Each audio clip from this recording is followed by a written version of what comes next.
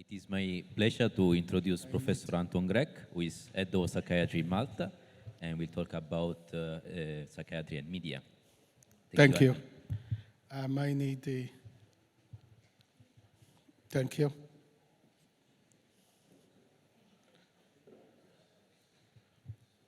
I will do my best to keep you awake. We are all a little tired and full of very good food, but I'll try to keep it light. So today I'm going to talk about psychiatry and the media. But first of all, when we say media, what do we mean nowadays? I'm going to talk about, obviously, TV and radio because they are the traditional media. But now there is also social media, which it will take over, definitely, the traditional media. So I will talk a little about that as well.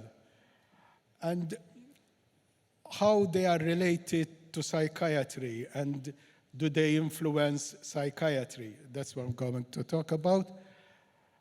Involve some research and talk a little about my personal experience. This is Dr. Anton, who is a very famous psychiatrist. Unfortunately, he's not with us anymore. And he had inspired a lot of psychiatrists like me that got involved a lot in the media. And I wish to dedicate this talk to him and to his legacy. First of all, I'm going to talk about TV, radio, cinema, traditional media. And how is psychiatry portrayed? Unfortunately, not very well. These are just pictures of patients from famous films I'm sure you know about. This is how our patients are portrayed. And this is how psychiatrists are portrayed. It's very frequent that people ask me, but you look normal. How come you are a psychiatrist? Because there's this idea that to be a psychiatrist, you need to be something different, live in a world of your own, etc.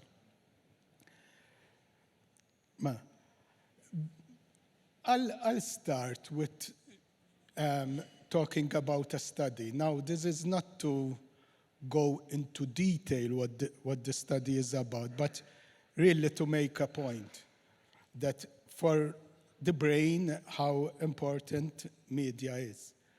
And this is a study on the impact of television viewing on brain structures, cross-sectional and longitudinal analysis. So the whole point is, does TV have any impact on brain structures? Yes or no? And the study consisted on boys and girls, quite a wide range of age. There were between 5 and 17, but all in the developmental phase. And it consisted of 133 boys and 143 girls. The study was both a cross-sectional study and a longitudinal study. And in it, they examined the correlations between length of time of television viewing and regional gray to white matter volume. And as I said, this was both cross-sectional and longitudinal. And in fact, it did leave results. In fact, there were quite some results.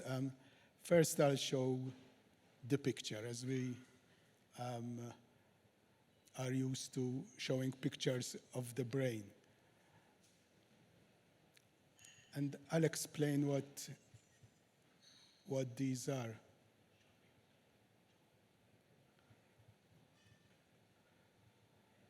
There was a positive effect on TV viewing, how much amount of time they see TV, on the regional gray matter volume of the frontoportal and medial frontal portal areas in both cross-sectional and longitudinal analysis. There are also positive effects of the viewing on regional gray matter volume to regional white matter volume, and positive effects of the viewing on regional gray matter volume of the hypothalamus septum, and sensory-motor areas in longitudinal analysis. This is not, as I said, this is not for you to remember what the results are, but basically to show that actually there is a correlation between certain areas of the brain volume and length of watching TV.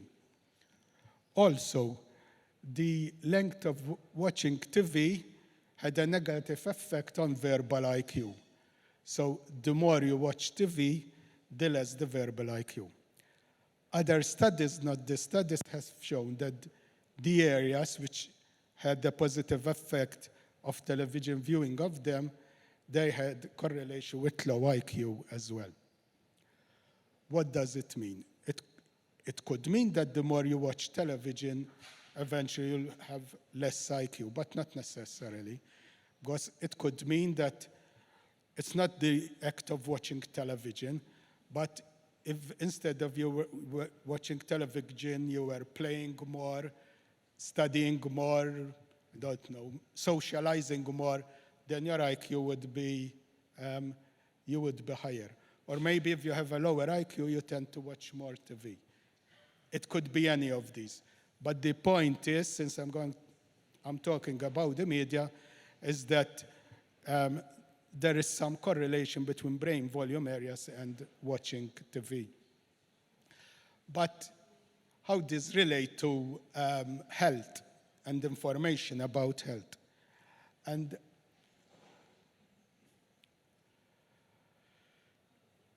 this is a study which shows how the influence of the media on perception of disease, how people perceive what disease is and how serious disease is influenced by the media. And the study was first on psychology students. They had 52 subjects between ages of 17 and 23, so quite young, obviously, students. 33 of them were females. And they were asked to complete a questionnaire on 10 conditions. Now, what these conditions were divided into 2 groups. And what's interesting that during the time of the study, which was in 2010 date, so not recent one. I'm mentioning this because of anthrax and SARS. During that time, there were certain conditions which were a lot in the news, like anthrax, SARS, avian flu, Lyme disease, West Nile virus. So there was a lot of news about them. And then they made a list of another 5 conditions which were as serious as these, but they were not in the news. No one really knew about them. Tularemia, human asbestosis, yellow fever, Lassa fever, and hantavirus. I didn't know about them as well, most of them. What is interesting is that the participants were asked to rate each condition how serious it is.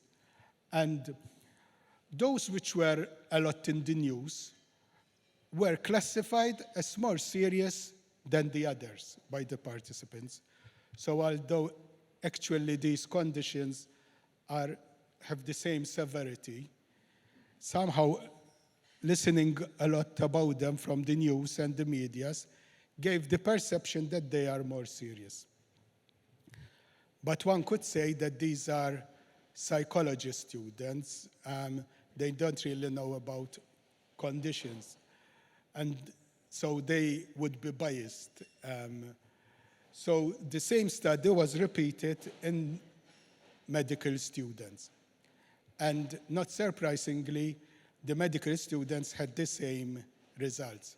So also medical students, although they studied medicine, the conditions that they were hearing a lot about in the news at that point in time were considered as more serious.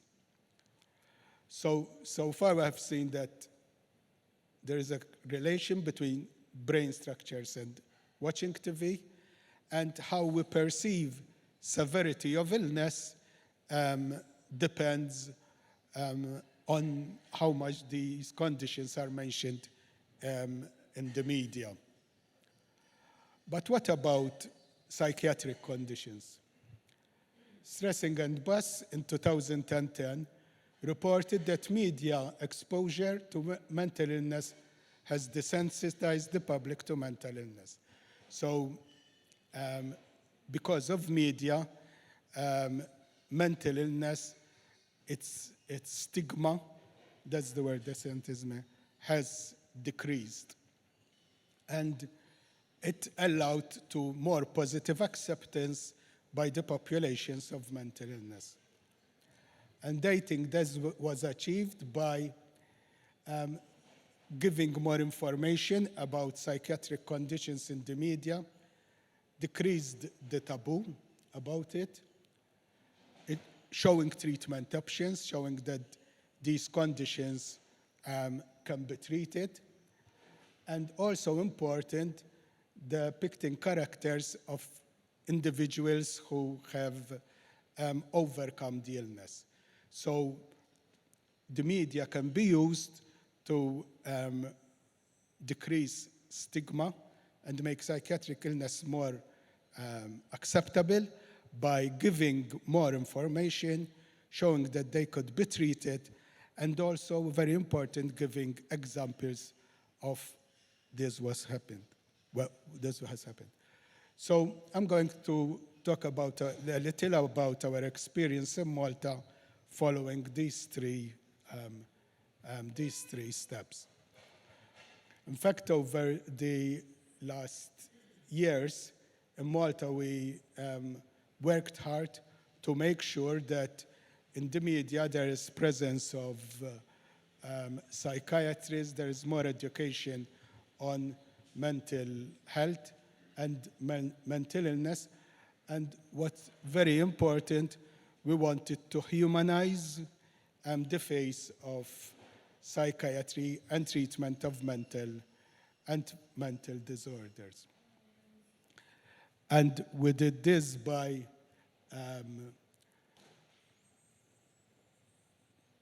several programs. I have a lot of presence in the media.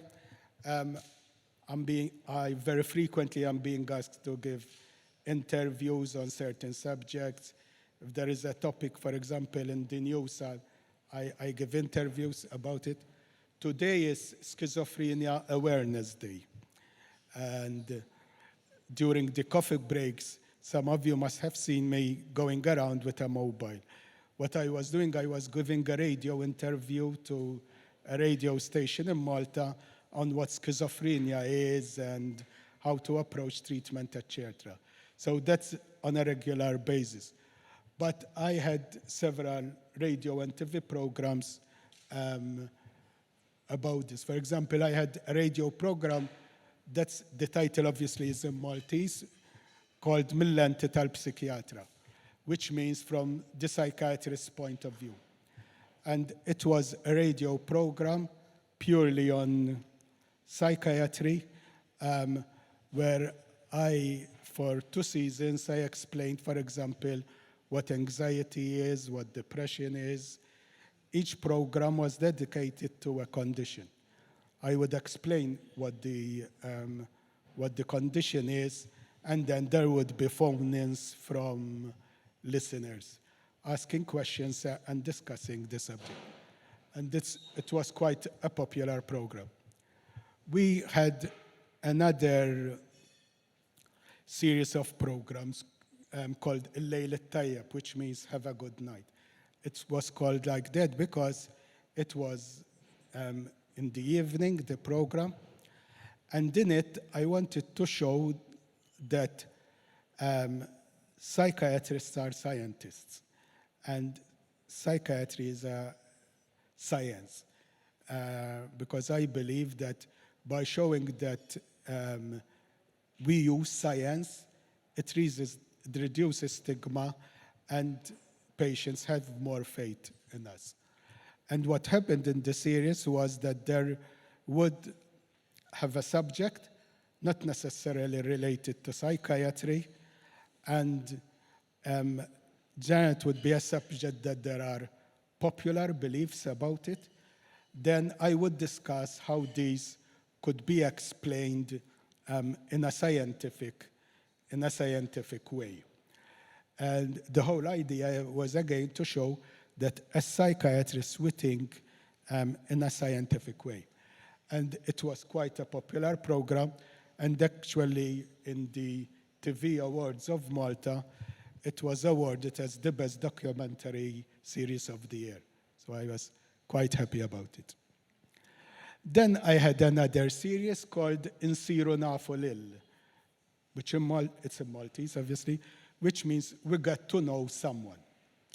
And in it, I wanted to show how psychiatrists assess and conduct interviews, because many people are afraid to go to a psychiatrist. God knows what's going to happen. And I wanted to show that is quite a normal conversation. So what will happen, I had a series of quite popular personalities, like, for example, the president of Malta accepted to take part. We had quite a number of pop stars, business personalities, and I would do an interview with them. Obviously, it was not a mental state examination, but I would say, like the background information we have when we ask a patient. So I would ask them about their childhood, about their personality, what motivates them, etc. And then also, we would interview an informant, because a complete psychiatric history will have an informant. And they would choose the informant, whoever they wanted. Some chose the spouse, some chose a son, some chose a friend.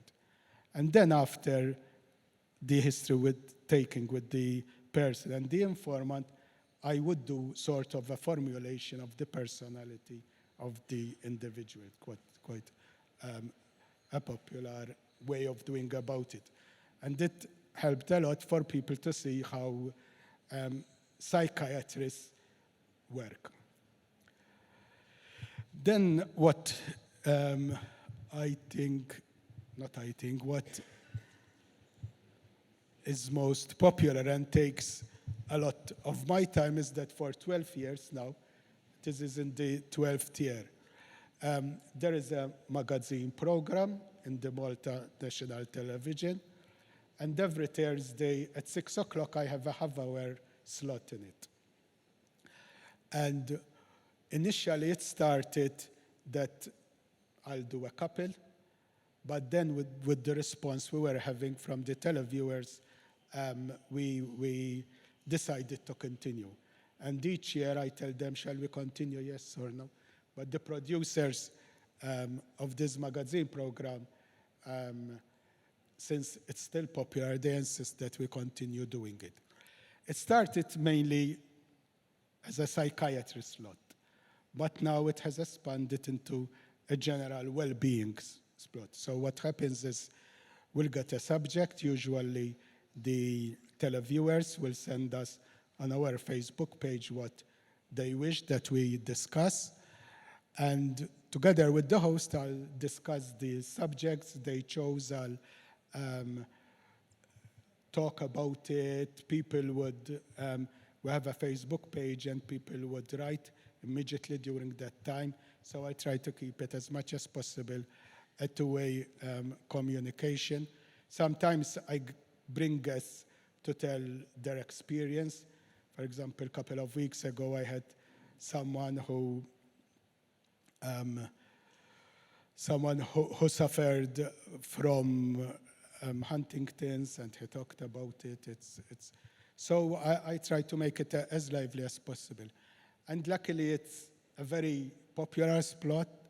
In fact, there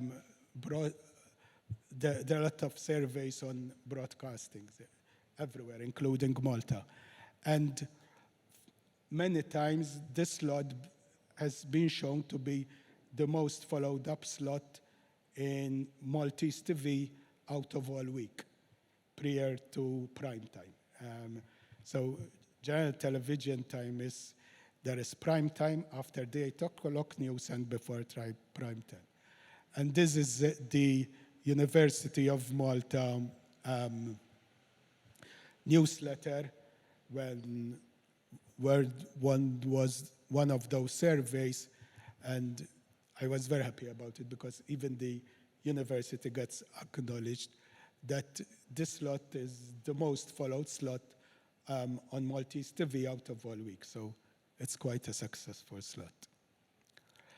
But we don't do only that. We have done a lot of campaigns on media. We have a campaign called #StopStigma, and it's collaboration with the Mental Health Commissioner of Malta and the University of Malta, and that's an ongoing campaign. What we have also did, and this helped a lot, as I was saying, that people who say their experience and that it's something that one can get better even if he has mental illness, helps a lot. And this is Mario Gallia. He was the junior minister of health in Malta about 10 years ago. So he's quite a prominent politician and also involved with health. And he suffered from depression. And he was generous enough to give his story publicly.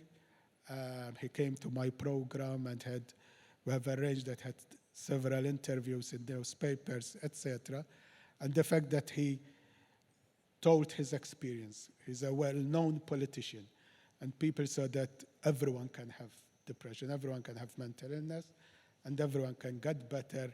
It helped a lot. Now, that's the traditional media, but I think that the future is social media.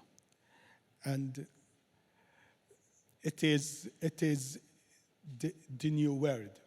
In fact, the younger generations, many of them don't even watch TV stations. It's becoming more progressively popular to follow news, read news in social media. What social media has different from the traditional media, that there is two-way communication. So you're not having someone only transmitting from television or someone transmitting from radio, but there is continuous interaction. And that's what makes them very interesting. In fact, as I said during my TV slot, I ask televiewers to send us comments and questions in our Facebook page, because I believe a lot in that interaction. And even so, the future is combining the traditional media with the social media. In fact, when someone has a TV program, now it's everywhere, the advice they give us is that talk in slots of few minutes, 1.5 minutes, because then that could be edited and put on social media. So the way how to reach people, both in advertisement, both politicians to get their message across, someone like me trying to get across the message of mental health, is they tell us, talk in short sentences, direct, because then that could be edited, put on social media, and that's how most people would be reached. So what is the relationship of media, our social media, to mental health? Well, even last Monday, Professor Young was saying that social media is toxic to the brain, and there is this idea.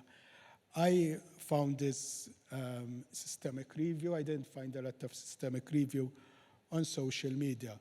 And to say what's the connection of social media with mental health.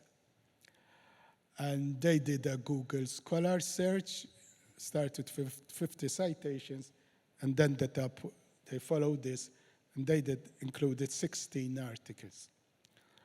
And what they have found out is that out of these 16 studies, which were included here, the outcome of the more you were involved in social media, the more you watch social media, the more likelihood is that you are having anxiety or depression. In fact, the prominent risk factors for anxiety and depression emerging from the study compromise time spent, activity, and addiction to social media. Why is this? It could be that if you're depressed and anxious, you're more likelihood to not socialize and follow social media. And it could be that following a lot of social media can cause anxiety or depression. There is what's called social media envy. Social media envy is because what people put on social media is not the reality. If someone follows, I don't know, someone on Facebook, if you watch, say, his photos, they're either he is on holiday or celebrating something, or a photo of nice food, etc. So people put the glamorous part of their life, which is not the real life. But for someone who is following and watching passively, automatically a person would compare himself or herself to them. And this would make a person feel inadequate because they are not all the time on holiday, it's not glamour all the time, etc. And that could lead to what's called social media envy, which could lead to anxiety and depression. But social media is not negative things only, although these studies show that. And I have a study to prove that in a way, that there is some benefit in social media. And I and collaborators, we did a study on the effect of social media during lockdowns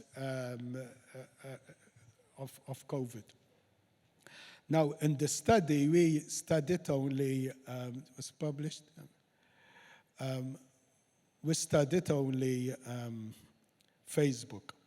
Now, to put you in context, in Malta, Facebook is extremely popular.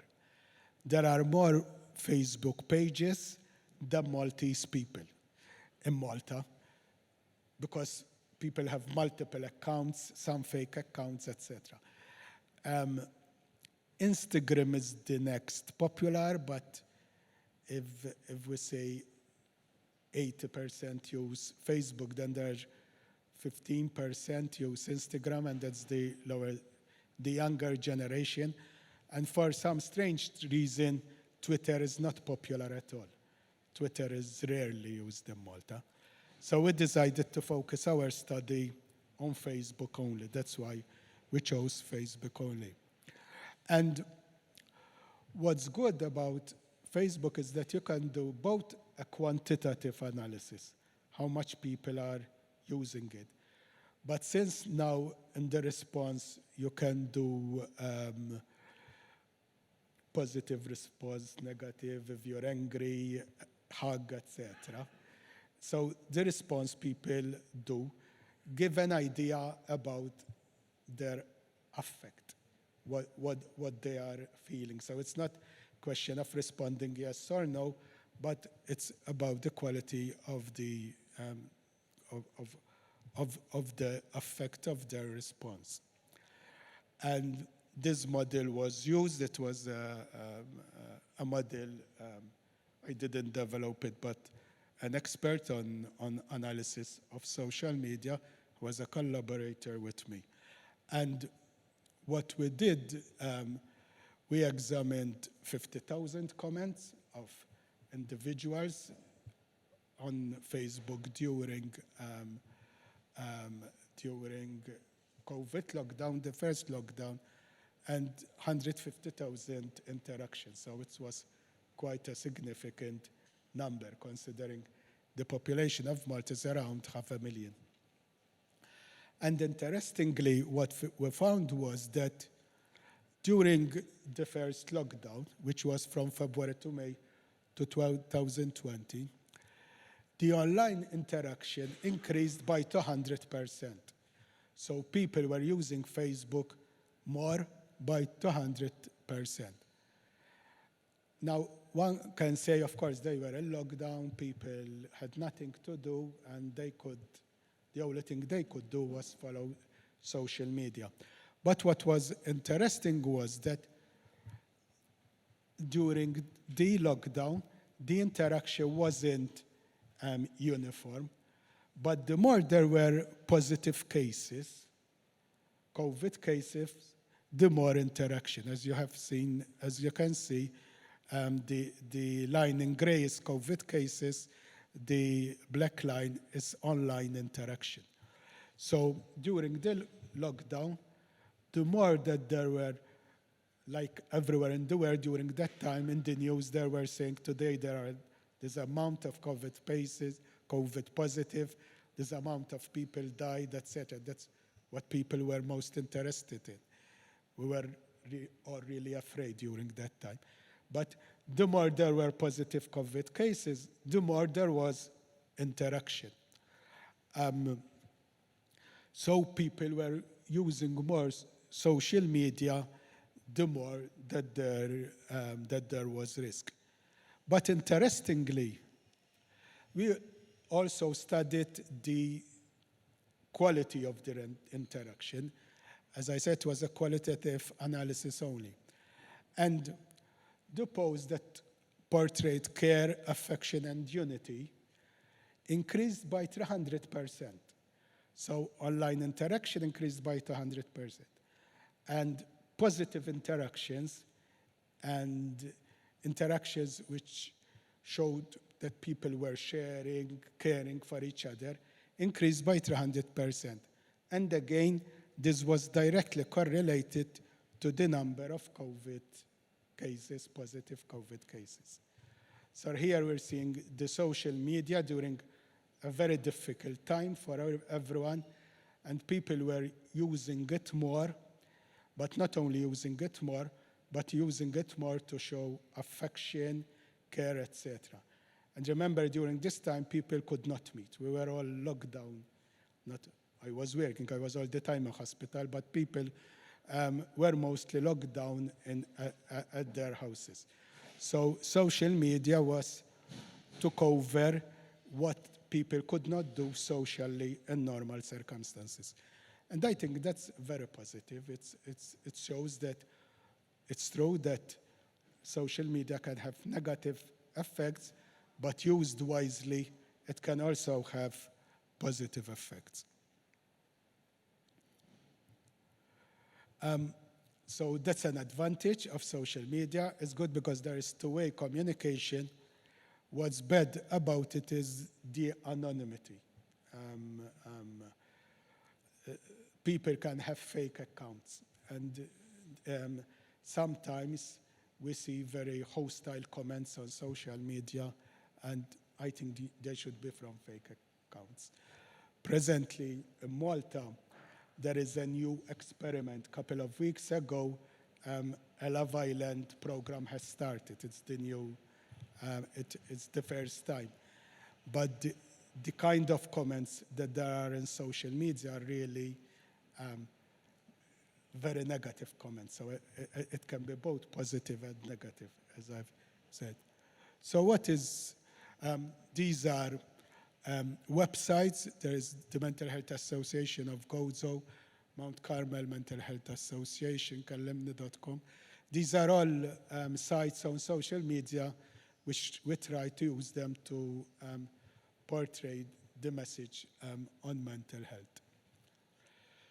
So, I've talked about our experience in Malta. Are we successful? I think yes. If you see the response that there is from the broadcasting surveys, we had documentaries which won the best prize of the year. But I think it needs scientific evaluation now to say what we're doing wrong, we cannot do everything right, and how it could be more effective. And I think we need to focus more on social media and how to use the positive side of social media, that hopefully it would interact the negative side as well. Thank you.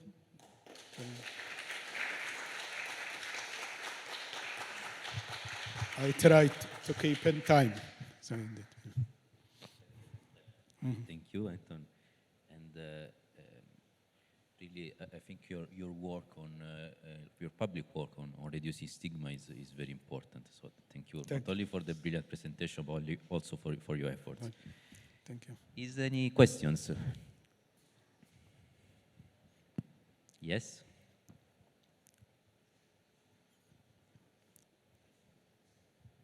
Did you notice any age effect in the positivity or negativity of posts? Did I notice?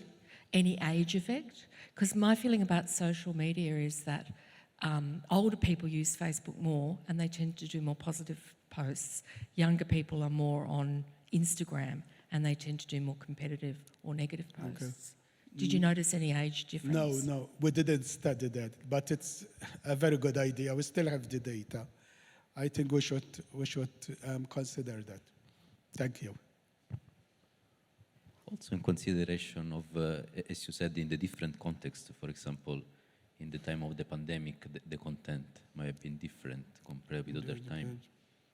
It would be interesting we'd do something similar now that there is no threat to society. Yeah, yes.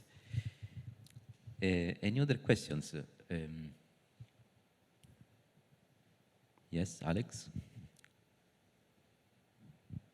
Hi, Anton. Thanks so much for your presentation and explaining to us how we can do research with probably not very much resources. Can you tell us a bit about bullying and social media? Unfortunately, one of the negative aspects of social media is bullying. And there is a lot of bullying going on. I think the main thing is that if you're facing someone and you're telling him something bad, his negative, unless you have antisocial personality disorder, but his reaction would make you feel bad and you tend to stop. There's that interaction.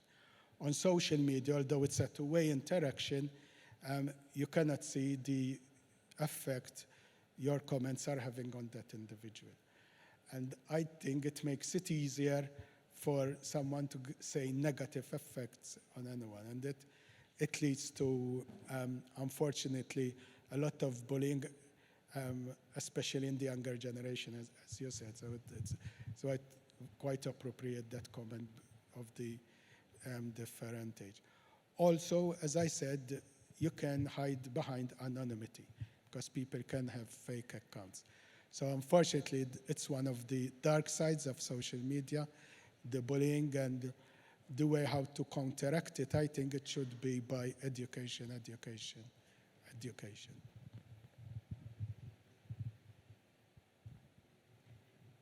Any other question? Yes.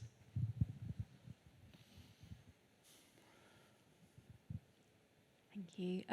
I was just wondering, I think you kind of touched on it, if there seems to maybe be some kind of mental health social currency, maybe particularly with younger people, and I just wondered if there are any negative effects of talking about mental ill health on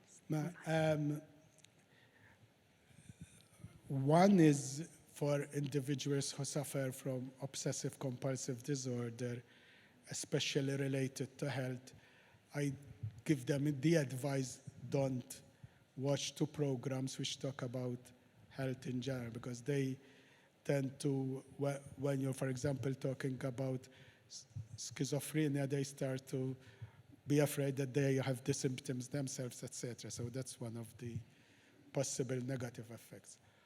Also, as psychiatrists on the media, we need to be careful how to portray ourselves, especially then because we have clinics and there is the transference and the counter-transference going on, so that we have to be careful about that. And sometimes you need to be careful. You need to ensure that the content that's going out there, you have control about it. I learned this from a personal experience. Once I was being filmed for an interview, and they told me, what do you think if someone is throwing pieces of glass out of his mouth? How do I explain it? And I said, I think it's impossible. What? And I started to laugh. This clip was put in a program where they were talking about experience of people who were having demonic experiences. I didn't know about that, but it has people with certain religious belief were really hurt with my comment, and they were right.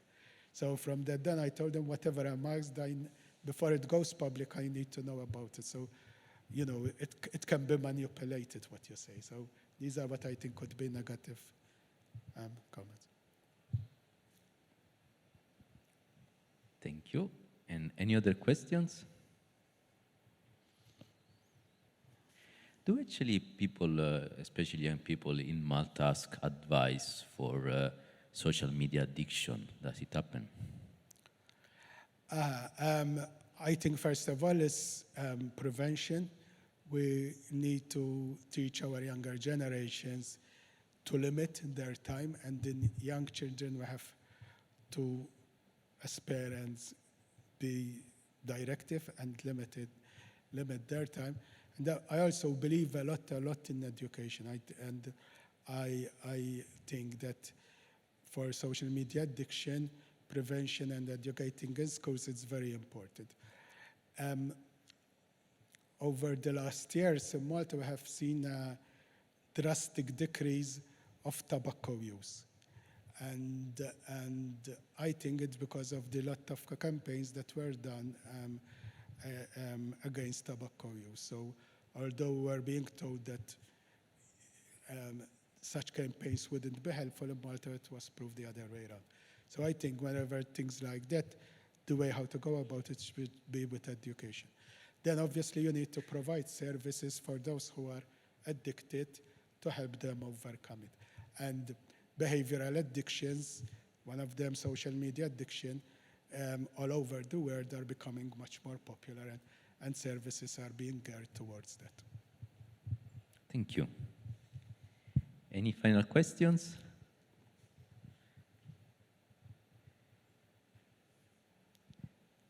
So thank you again for the wonderful presentation. And now we have a break, and we will start with our workshops. Thank you. Thank you.